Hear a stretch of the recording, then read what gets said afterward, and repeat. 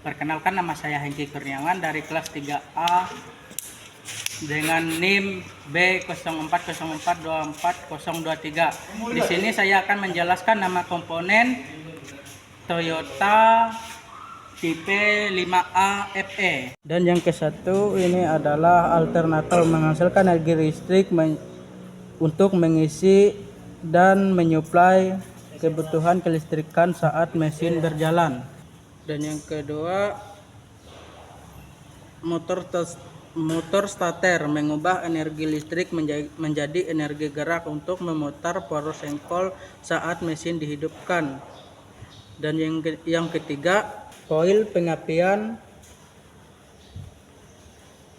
untuk mengubah tegangan rendah baterai menjadi tegangan tinggi ribuan volt. Dan yang keempat adalah busi menciptakan percikan api untuk mencampur udara dan bahan bakar di ruang bakar. Dan yang kelima, sensor aliran udara untuk mengukur jumlah massa udara yang masuk untuk perhitungan bahan bakar. Dan yang keenam, pompa bahan bakar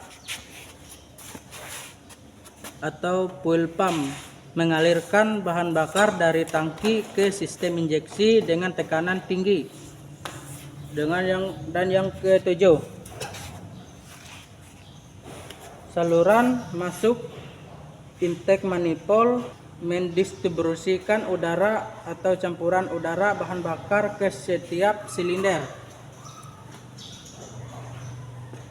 Dan yang ke-8 adalah injektor menyemprotkan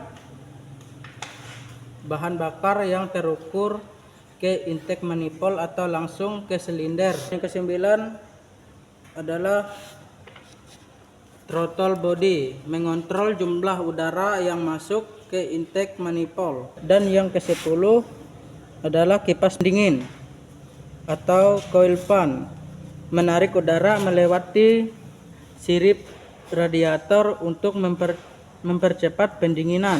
Yang ke-11 adalah termostat mengatur suhu kinerja mesin dengan membuka atau menutup aliran air ke radiator. Dan yang ke-12 pompa air atau water pump mensirkulasikan air pendingin melalui mesin dan radiator.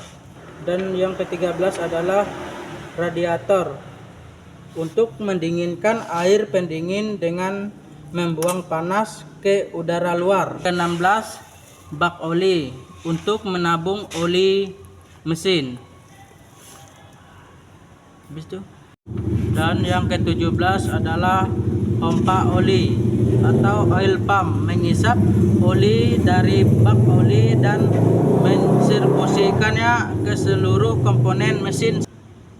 Gigi timing poros knob menerima putaran dari sabuk timing untuk menggerakkan poros engkol, ya tepatnya di dalam. Ke-18 adalah blok silinder, pondasi mesin, tempat pergerakan piston dan dudukan komponen lainnya. Dan yang ke-19 adalah kepala silinder untuk menutup blok silinder, membentuk ruang bakar dan menjadi dudukan katup serta busi. Dan yang ke-20 atau yang terakhirnya adalah poros engkol atau crankshaft untuk mengubah gerakan naik turun piston menjadi gerak putar, tepatnya di dalam sini, komponen paling dalam. Ya, sekian dari penjelasan saya. Mohon maaf seandainya banyak yang salah sebut atau salah penyebutan nama komponennya, karena saya juga masih belajar. Sekian dan terima kasih.